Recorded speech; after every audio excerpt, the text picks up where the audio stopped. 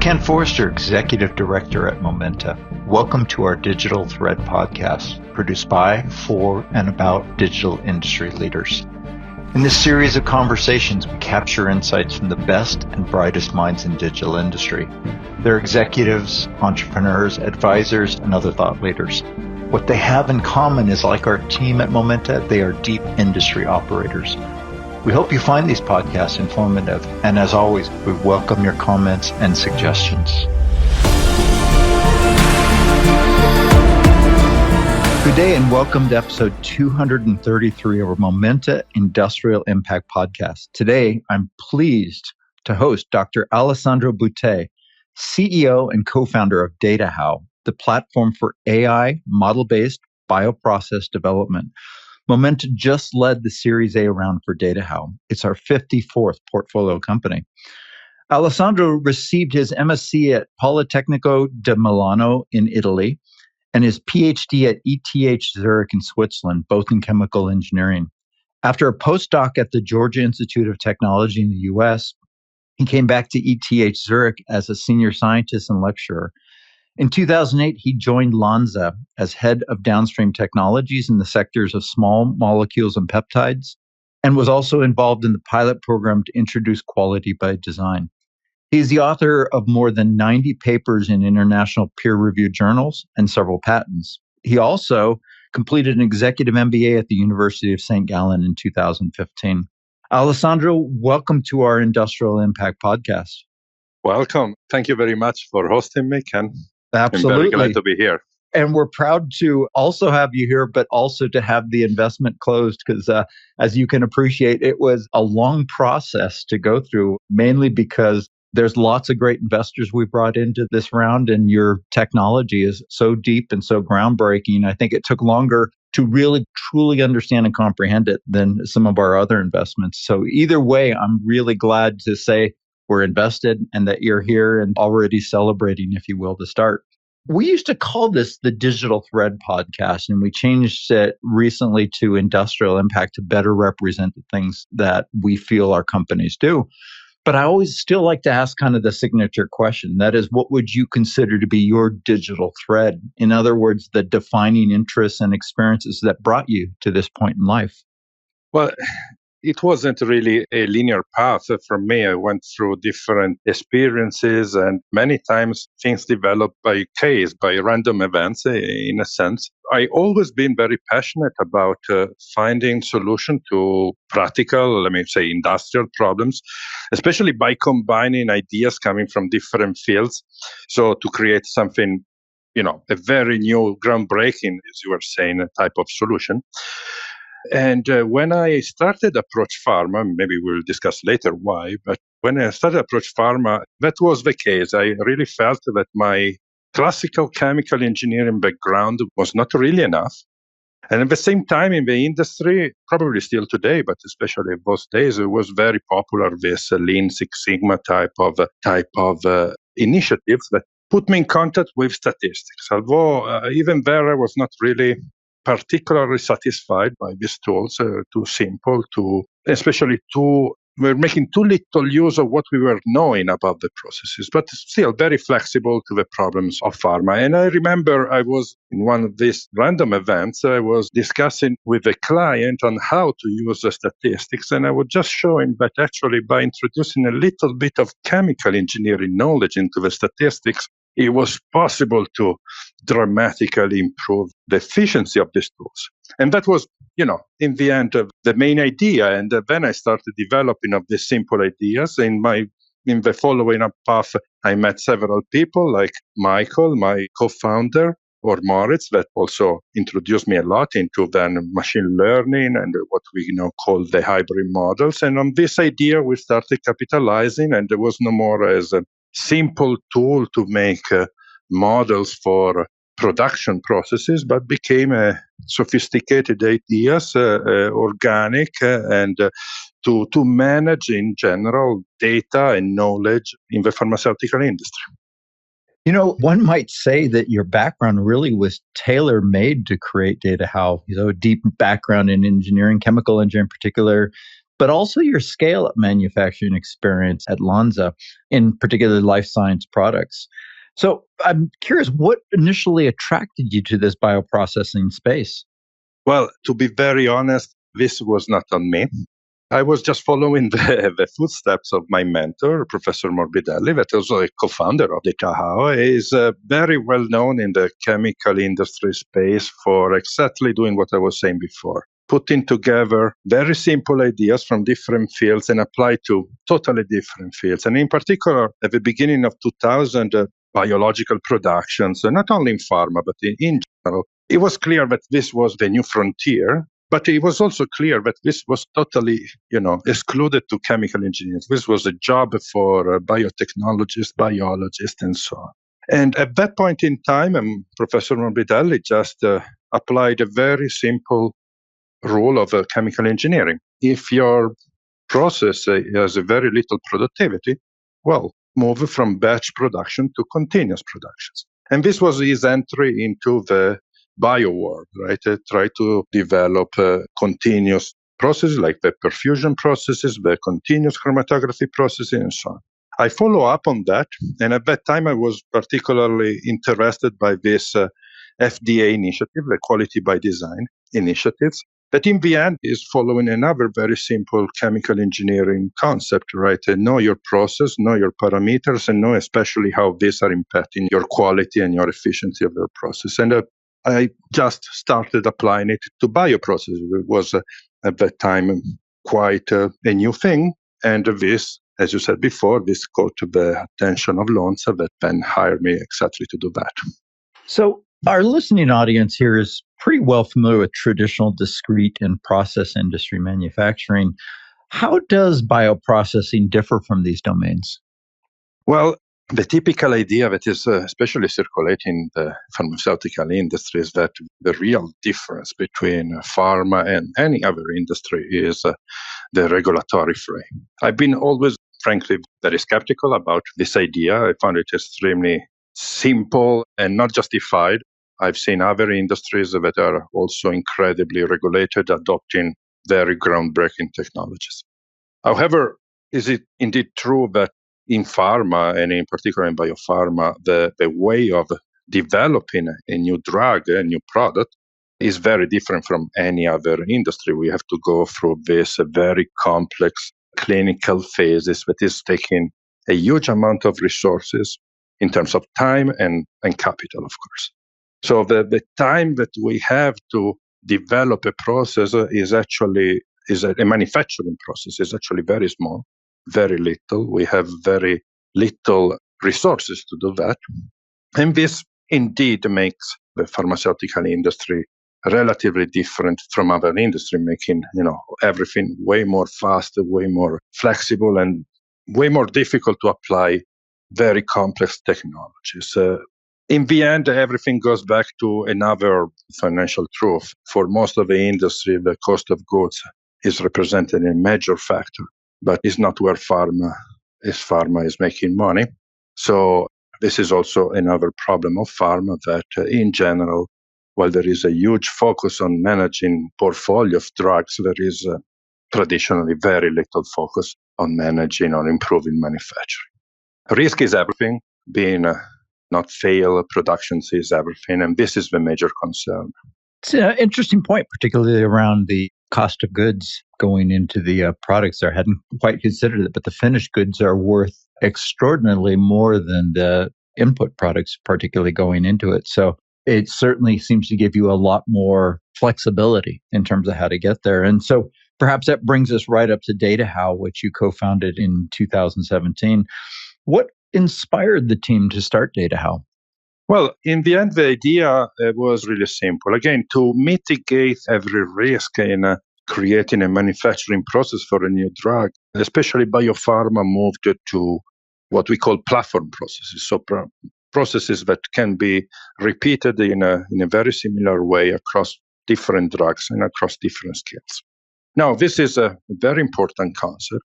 And our belief was that the ability of managing knowledge and information across different drugs, across different scales for the same platform process was not a an additional risk that pharma had to engage in by adopting new technology like ours, but actually was a risk mitigator factor.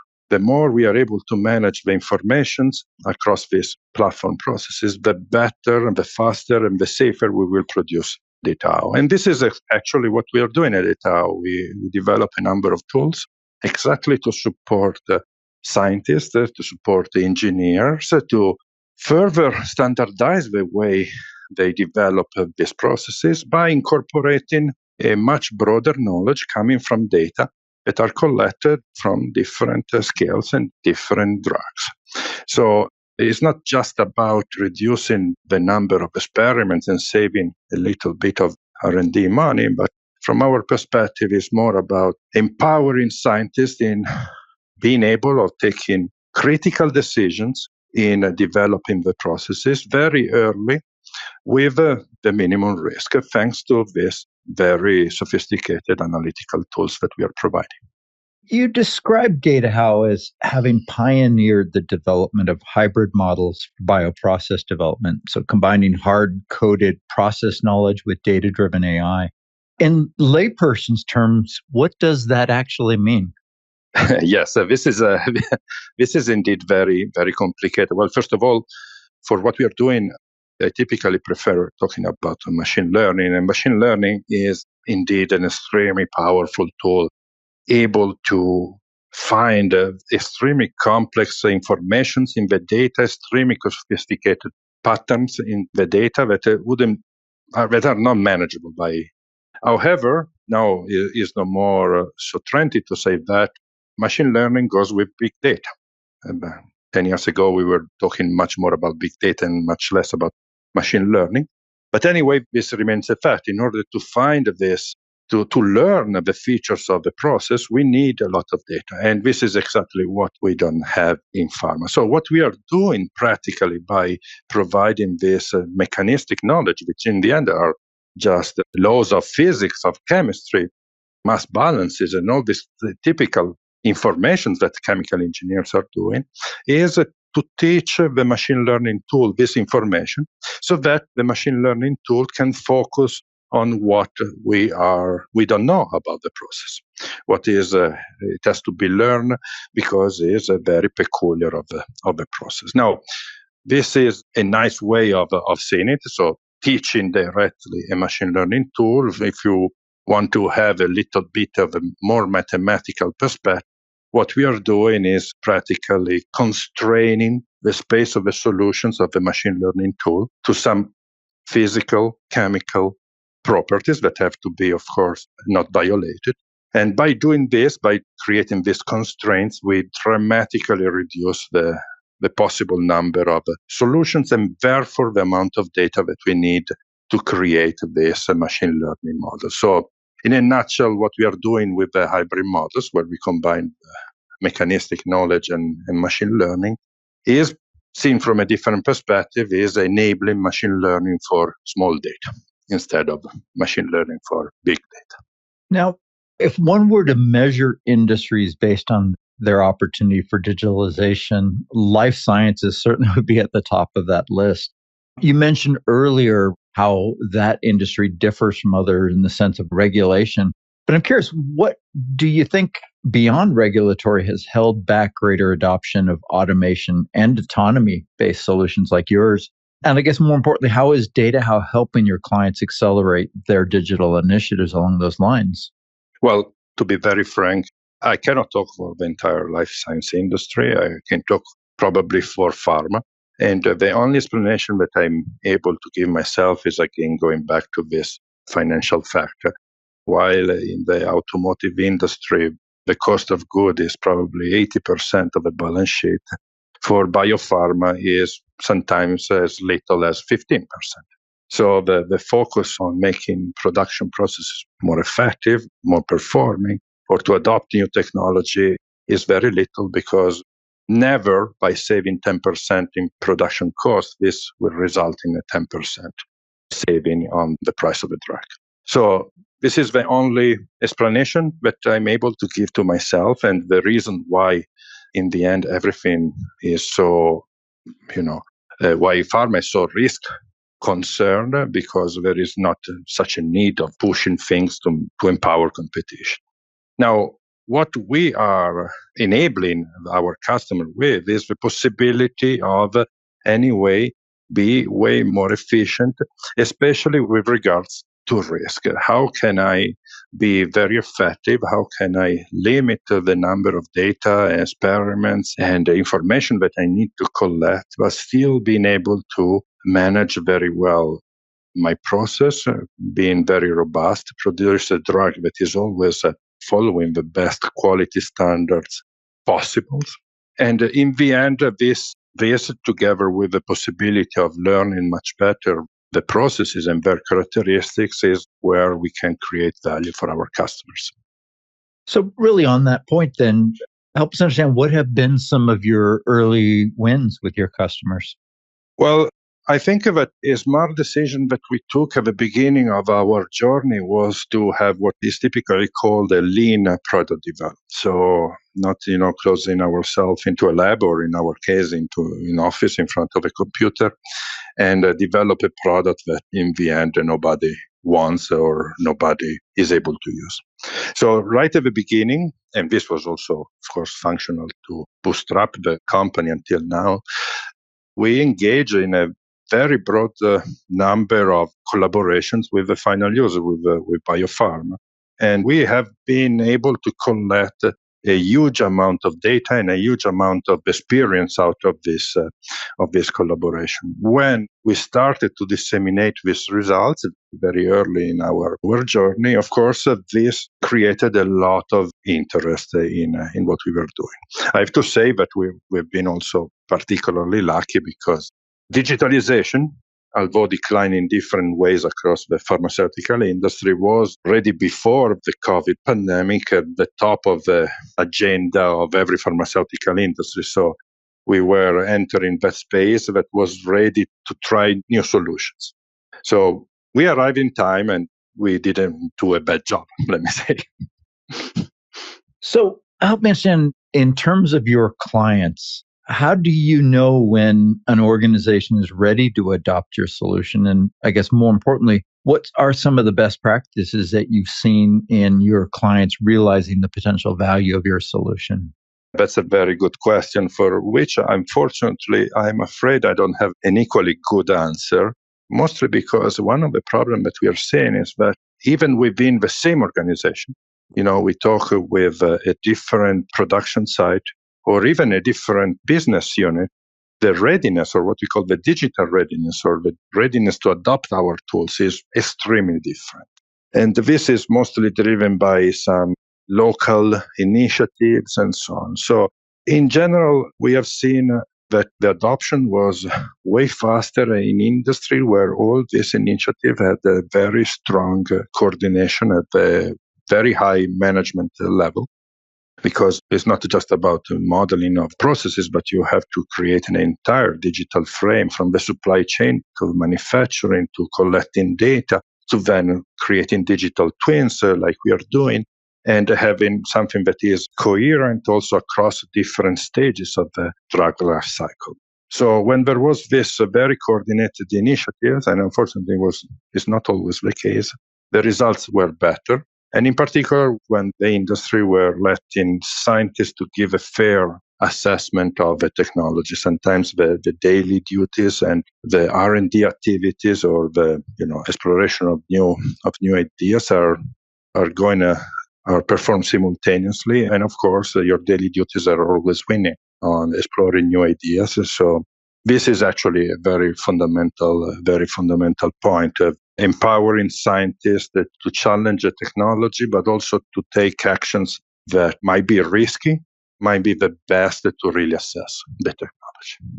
Yeah, when I mentioned groundbreaking in my introduction, I firmly believe it. So it's not simply the technology per se, but the approach to utilizing that technology, the hybrid modeling, but in a domain that is probably not as comfortable with some of the digital innovations coming in now, as we said, for several different reasons, including as you said, the financial factor and of course the regulatory aspect.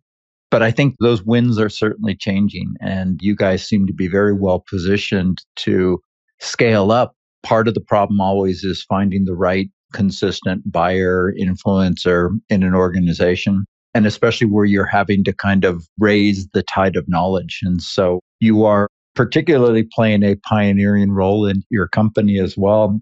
But believe me, we believe it's a worthwhile bet on this groundbreaking side of it. So we look forward to working with you on that. Industry is at an important crossroads. We talk about reshoring, the energy transition, labor challenges, of course, what's going on in the defense sector these days, especially in Europe. What are some of the key trends you're watching relative to really the life sciences space? Well, this is again a very good question, although rather complicated, but I take part of your question. For sure, reshoring and energy that we most of the time decline in the form of sustainability are two major topics, especially in pharma. We have seen during the recent pandemic how vulnerable can be our supply chain after many years of optimizing at the global scale all the supply chain. But also, the recent war in Ukraine has challenged us also in other direction, for instance, energy. So a lot of work is done there, in my opinion. But again, I'm a firm believer that all of the efforts that DataHow is putting in place to move or to enable the industry to move more effectively and rapidly to what we call the Pharma 4.0 will be actually an important part of the overall solutions by enabling all these digital possibilities by more effective way of managing data. We can handle much better the quality of drugs at any stage of the drug life cycle. So we can be at the same time more rigorous in defining and creating better ways of producing drugs with high quality, but at the same time, we can be also very efficient, much more efficient because of these tools, because the moment that we know better, in the end, it will be simpler and more effective to scale out small productions, local productions.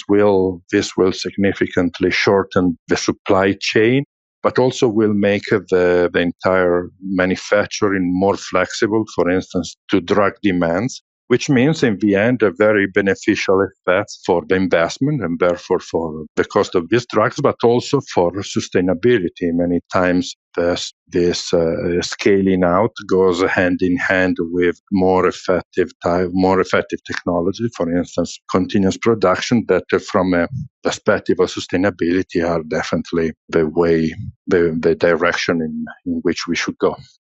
Perhaps at the risk of kind of throwing a little bit of a curveball, you are one of our Swiss-based investments, particularly sitting in Zurich, and I know you're very close to the university there. I'm curious, how do you find Switzerland, as they like to refer to themselves, a startup nation relative to DataHow? Well, let me be very clear. DataHow exists because of ETH and the very peculiar environment that is being created around ETH is bringing together a huge amount of top scientists in many different disciplines. So the possibility of even being inspired by other ideas is tremendous. But on the top of that, ETH is engaging in a huge amount of industrial collaboration. Actually, this is one of the main mandates of ETH to sustain in particular, the Swiss industry. So there is a lot of focus on applied ideas and a lot of initiatives that are supporting this type of ideas. On the top of that, maybe because of that, or maybe together with that, I don't really know, but Zurich is clearly also a very interesting environment to come up with new ideas with different people. It's a very culturally diverse type of city where I believe more than 1/3 of the population are actually foreigners. So the perfect place where to come up with new ideas and develop it with very brilliant people. So I believe that in this regard, Switzerland is doing a fantastic job to promote all these ideas. And in fact, the number of startups that every year is created at ETH or in general in the area of Zurich is incredible given the size of this environment. Yeah, well said. Switzerland always ranks in the top 5 of most innovative countries, and ETH certainly by far ranks the highest in terms of producing, number of technologies and startups around them as well. I think recently we saw a rumor that Apple has opened their largest AI center outside of the US in Zurich, of course, following the footsteps of Microsoft and Google, who have both had a real strong presence in Zurich as well. So you're right. Yeah, going way back actually there. Yes. Yeah. So look, as we wrap up, I'm curious, how do you maintain your edge as a leader? Any recommendations you'd like to highlight for the audience? Well, I always have some difficulties on perceiving myself as a leader, frankly speaking. But in the end, I really like to continuously challenge myself. And frankly speaking, again, the best way I found to really challenge myself was to engage in this startup, in DataHow. No more excuses, no more blaming bad bosses, bad colleagues, and so on. So it was actually a fantastic way to grow, especially as a person. But in general, I really spent quite a significant amount of time in reading, in looking at other ideas, the web is an immense source of ideas. And in general, I try to challenge always myself on 2 perspectives. The first is, let me say, the scientific perspective. I really I don't know who said that, but, it's important to shift from the know-it-all attitude to the learn-it-all type of mindset. So never believe that you are the expert, the one that possesses the truth. So always continuously challenging your idea, your perceptions with other ideas. And as we just said, in that regard, the Zurich and ETH are offering also tremendous possibilities to do that. But I also try to challenge myself a lot at the personal level. So how to better engage with my co-workers, to be more empathic, to be more prone to listen to other ideas, which is not always simple, how to improve my communication. In the end, everything goes down to be very respectful and to leading by examples. I have to say that there are a lot of tools, as I mentioned before, to further improve. I'm reading a lot. I particularly, if I had to mention very few sources, I'm an eager reader of the Harvard Business Review journal. I have also a wonderful YouTube channel to do that. But I have also, some people, in the English world, Simon Sinek. I found it very often very interesting and challenging to review my ideas. And in the Italian world, this maybe will not be so appreciated, but I'm Italian. There is similarly interesting person that is called Marco Montemagno that is really helpful in continuously challenging yourself at the personal level on how to manage certain processes for a startup. So a lot of ideas there. The important is always to remain open to this idea as much as you can. I certainly would take exception to what you said right up front about not considering yourself a leader, because we're investing in you as a leader and you have been there, done that. You've demonstrated leadership, and that's more important than what one says is what one does, or more importantly, what one accomplishes, right? And you have a lot to be proud of in terms of your accomplishments. But I like your idea about doing a startup. Some will call that the real world MBA, or Master of Business Administration, is to go out and do a startup. Because you learn everything, right? Exactly. So, Alessandro, thank you for sharing this time and these insights with us today. Thanks to you again for hosting me. It's always nice to have this conversation. I hope that people will find it interesting and maybe visit our webpage to have more information about what you're doing. Excellent. And we will provide links to the webpage and to the resources in the attached podcast when we publish it. So this has been Dr. Alessandro Butté, CEO and co-founder of DataHow. Thank you for listening, and please join us for the next episode of our Industrial Impact Podcast. We wish you an impactful day. You've been listening to the Momenta Digital Thread podcast series. We hope you've enjoyed the discussion, and as always, we welcome your comments and suggestions. Please check our website at momenta.one for archived versions of podcasts, as well as resources to help with your digital industry journey. Thank you for listening.